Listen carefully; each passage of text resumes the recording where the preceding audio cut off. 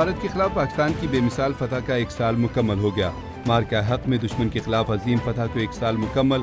Bharat operation بنیان مرصوص کے زخم آج بھی نہ بھول سکا۔ گزشتہ سال 6 اور 7 مئی کی رات بھارت کی بزدل فوج نے بلا اشتعال حملے کیے۔ حملے کے جواب میں بھارت کا غرور چکنا چور کر دیا گیا۔ دشمن نے جارحیت دکھائی، پاک فوج نے منہ توڑ جواب دیا۔ پاک فوج نے دشمن کی کئی ایئر بیس اور دفاعی نظام کو تباہ کیا۔ نریندر مودی خاک چاٹنے پر مجبور ہو گئے۔ پاک فضائیہ نے صلاحیتوں کے جوہر دکھائے اور 3 رافیل سمیت 7 بھارتی طیارے مار گرائے۔ قوم نے پاکستان کی مسلح افواج کو زبردست خراج تحسین پیش کیا۔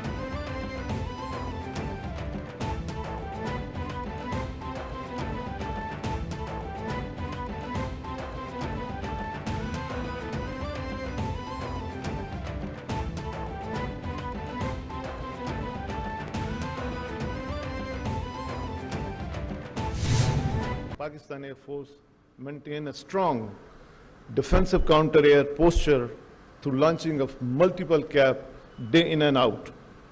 We also did time scrambles and round-the-clock surveillance through airborne early warning radar and through our integrated air defense system. Alongside, Pakistan Air Force deployed, integrated and operationalized its multi-domain assets all across in the shortest possible time to counter any aggression which was evident. قومی دفاع میں پاک فضائیہ کا کردار تاریخی ہے۔ Air chief marshal Zaheer Ahmed Babar Sidhu کہتے ہیں کہ مارکہ حق میں سری نگر سے بھٹینڈا تک پاک فضائیہ نے دشمن کو تاریخی سبق سکھایا۔ پہلگام فالس فلیگ کے بعد بھارت نے پاکستان پر بے بنیاد الزام لگایا۔ پاکستان نے بھارت کو غیر جانبدارانہ تحقیقات کی پیشکش کی۔ پاک فضائیہ نے بھارتی جارحیت کا منہ توڑ جواب دیا۔ سائبر شاہینوں نے دشمن کی سائبر سیکیورٹی کو تباہ کیا۔ دنیا کے سر فہرست لڑاکا طیاروں کو خاک میں ملا دیا۔ بھارت کے خلاف مارکہ حق کا پہلا سال مکمل ہونے پر پاک فوج کا اہم پیغام۔ ISPR کے مطابق مارکہ حق کی پہلی سالگرہ پر پاک افواج خصوصاً پاک فضائیہ کو خراج تحسین پیش۔ مارکہ حق نے قومی اعتماد کو نئی جدت دی، ادارہ جاتی عزم کو مزید مستحکم کیا۔ ملٹی ڈومین آپریشنز میں مہارت نے پاک فضائیہ کو فیصلہ کن فورس بنا دیا ہے۔ مارکہ حق آپریشنز فضائی جنگ کی تاریخ میں منفرد، غیر معمولی پیشہ ورانہ مہارت کا مظہر تھے۔ سربراہان افواج پاکستان کا کہنا ہے کہ مارکہ حق فضائی تاریخ میں اعلیٰ مہارت کا مظہر۔ آئندہ مزید سخت جواب دیں گے۔ آئندہ ہر مہم جوئی کا جواب زیادہ سخت ہوگا۔ پاک فضائیہ نے قومی سلامتی کو ناقابل تسخیر بنایا۔ پاکستان ہمیشہ زندہ باد۔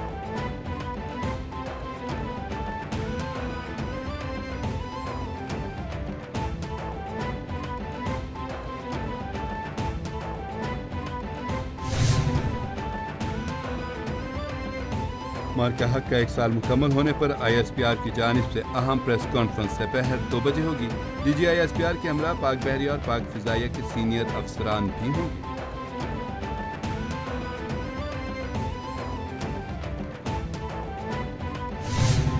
اس موقع پر میں اپنی مسلح افواج کے بہادر افسران اور جوانوں، قوم کے بیٹوں اور بیٹیوں کو سلام پیش کرتا ہوں، جنہوں نے نظم و ضبط، حوصلے اور عزم کے ساتھ وطن عزیز کا دفاع کیا۔ میں پاکستان کے عوام کو بھی دلی خراج تحسین پیش کرتا ہوں، جن کا اتحاد ہماری سب سے بڑی طاقت ثابت ہوا۔ گزشتہ سال پاک فضائیہ نے بھارتی طیاروں کو مار گرایا اور فوجی اہداف کو نشانہ بنایا۔ فیلڈ مارشل کی قیادت میں افواج نے دشمن کو فیصلہ کن جواب دیا۔ نائب اعظم اسحاق ڈار کا مارکہ حق کے 1 سال مکمل ہونے پر پیغام۔ کہا، جموں کشمیر کا مسئلہ عالمی قراردادوں کے مطابق حل نہ کرنے تک امن ممکن نہیں۔ پاکستان امن کا خواہاں ہے لیکن اپنی سالمیت پر سمجھوتہ نہیں کرے گا۔ مارکہ حق کی پہلی سالگرہ جوش و خروش کے ساتھ منا رہے ہیں۔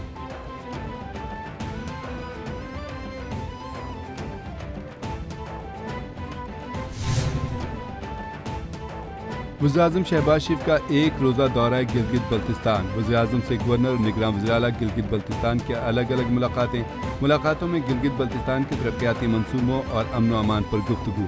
گلگت بلتستان کی تعمیر و ترقی اور عوامی مسائل پر وزیراعظم کو بریفنگ۔ وزیراعظم شہباز شریف گلگت کے لیے سولر بجلی سیف سٹی منصوبوں کا افتتاح کریں گے۔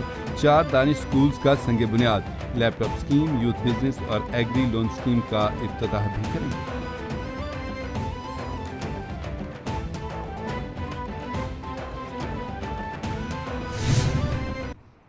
چیلنج کو قبول کرنا اور بالآخر ہمالیہ کے سورماؤں کے غرور کو خاک میں ملانا، یہ میں سمجھتا ہوں کہ افواج پاکستان کی جو صلاحیتیں ہیں، جو ان کی قیادت ہے، اس نے جس طرح کی اسٹریٹجی اور حکمت عملی وضع کی۔ مودی نے پاکستان کے خلاف سازشوں کے تمام ریکارڈ توڑ دیے، پہلگام کا ڈرامہ رچا کر پاکستان پر حملے کا بہانہ بنایا۔ ایم کیو ایم کے رہنما پاکستان فاروق ستار کہتے ہیں کہ پاکستان کو کمزور کرنے کے لیے بھارت نے اپنی پراکسیز کھڑی کی۔ پاکستانی فوج نے ہمالیہ کے سورماؤں کے غرور کو خاک میں ملا دیا۔ پاکستان نے بھارتی جارحیت کا بھرپور اور منہ توڑ جواب دیا۔ پاکستانی افواج نے خود سے 10 گنا بڑے دشمن کو شکست دی۔ مارکہ حق میں پاکستان کو تاریخی کامیابی حاصل ہوئی۔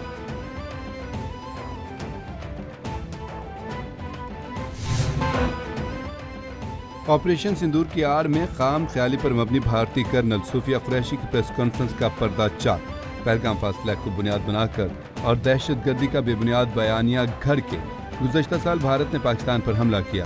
بے گناہ شہریوں کو خون میں نہلا کر بھارت نے مسلمان بھارتی افسر کرنل صوفیہ قریشی سے جھوٹ کے انبار لگوا دیے۔ مودی نے بہاولپور، مرید کے اور مظفر آباد کی مساجد کو دہشت گرد مراکز ظاہر کرنے کے لیے بھارتی مسلمان فوجی افسر کا سہارا لیا۔ پاک فوج اور بین الاقوامی میڈیا نے ٹھوس شواہد کے ساتھ بھارتی جھوٹ کو دنیا کے سامنے بے نقاب کیا۔ پاک فوج نے شہری آبادی پر بھارتی بزدلانہ حملوں کا منہ توڑ جواب دے کر دشمن کے دانت کھٹے کر دیے۔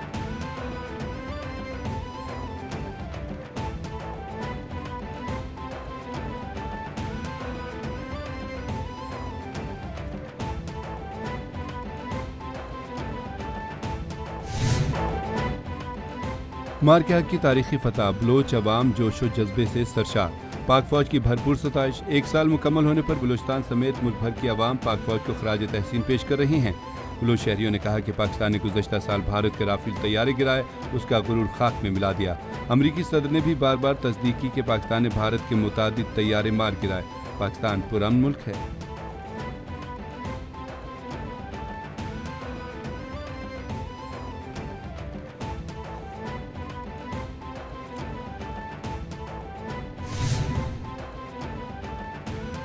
امریکہ اور ایران کے درمیان گزشتہ 24 گھنٹوں میں مثبت مذاکرات ہوئے۔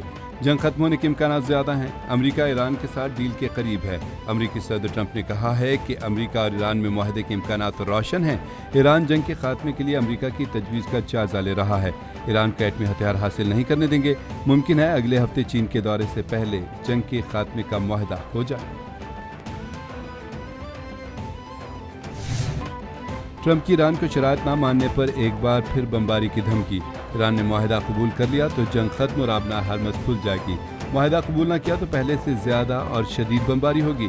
امریکی صدر کا ٹروتھ سوشل پر پیغام، کہا اگر ایران طے شدہ شرائط مان لیتا ہے تو امریکہ اور اسرائیل کی ایران کے خلاف جنگ ختم ہو سکتی ہے، اگر نہیں تو بدقسمتی سے اس بار ایران پر بمباری پہلے سے زیادہ شدید اور سخت ہوگی۔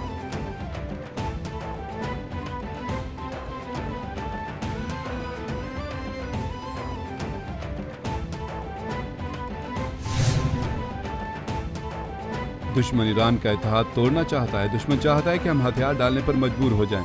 اسپیکر ایرانی پارلیمنٹ باقر قالیباف کہتے ہیں کہ دشمن اپنے نئے منصوبے میں بحری ناکہ بندی کے ذریعے دباؤ کی کوشش کر رہا ہے۔ فوجی حملے کے امکان کو، خصوصاً دہشت گرد حملوں کے امکان کو کم نہیں سمجھتے۔ امریکہ کے غلط فیصلے سب کے لیے نقصان دہ ہوں گے۔ ایران کے اندر اختلافات پیدا کرنے اور سرنڈر کروانے والی کوشش بھی دشمن کی ناکام ہوگی۔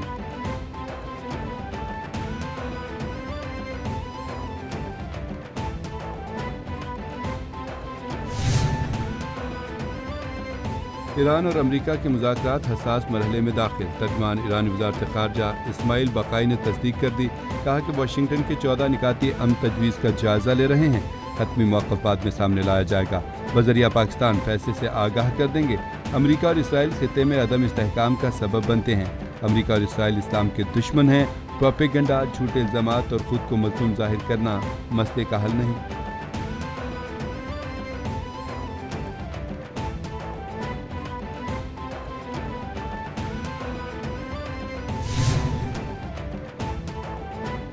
ججز کے خلاف شکایات کا معاملہ۔ چیف جسٹس پاکستان نے سپریم جوڈیشل کونسل کا اجلاس 14 مئی کو طلب کر لیا۔ ذرائع کے مطابق ملک بھر کی ہائی کورٹس کے 21 ججز کے خلاف زیر التوا شکایات کا جائزہ لیا جائے گا۔ اجلاس میں اسلام آباد ہائی کورٹ کے سابقہ 6 ججز کا خط بھی زیر غور آئے گا۔ جوڈیشل کونسل شکایات کا جائزہ لے کر ججز کے خلاف کارروائی آگے بڑھانے یا نہ بڑھانے کا فیصلہ کرے گی۔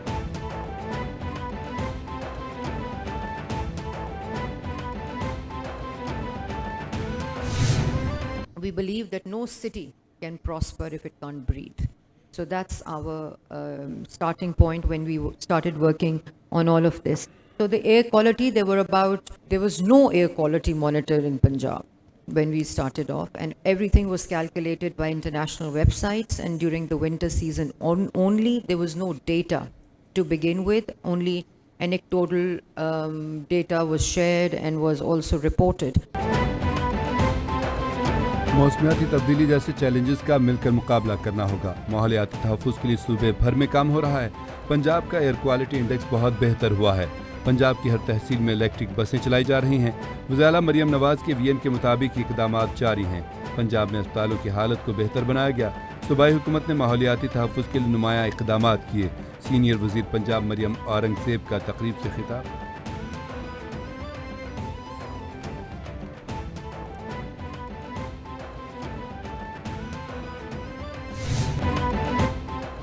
ایران اور امریکہ کے درمیان مذاکرات کی مثبت خبریں۔ عالمی منڈی میں خام تیل کی قیمتوں میں کمی۔ خام تیل کی قیمتوں میں کمی کے مثبت اثرات پاکستان آنے کا امکان۔ ذرائع کے مطابق ملک میں پیٹرولیم مصنوعات کی فی لیٹر قیمتوں میں بڑی کمی کا امکان۔ اوگرا نے پیٹرولیم مصنوعات کی قیمتوں میں کمی کی سمری حکومت کو ارسال کر دی۔ سمری میں پیٹرول کی قیمت میں 20 سے 30 روپے فی لیٹر تک کمی کی تجویز۔ حتمی منظوری وزیر اعظم دیں گے۔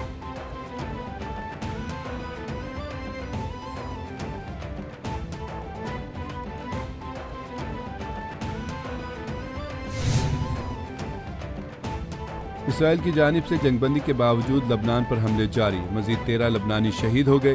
اسرائیل نے جنگ بندی کے بعد لبنان کے دارالحکومت بیروت پر حملہ کیا۔ فضائی حملہ بیروت کے جنوبی مضافاتی علاقے داہیہ پر کیا گیا۔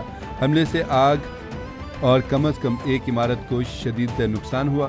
اسرائیلی وزیر اعظم نے کہا کہ میں نے خود اس حملے کی منظوری دی تھی۔ ہدف حزب اللہ کی ایلیٹ رضوان فورس کا ایک کمانڈر تھا۔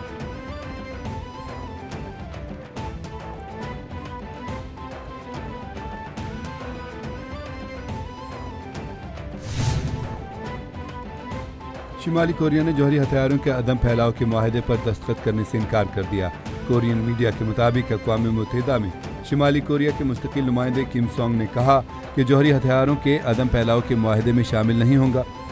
شمالی کوریا کا جوہری ہتھیاروں کے عدم پھیلاؤ سے متعلق کسی بھی معاہدے کا پابند نہیں۔ امریکہ اور بعض ممالک شمالی کوریا کے جوہری ہتھیاروں کا مسئلہ اٹھا کر ماحول کو خراب کر رہے ہیں۔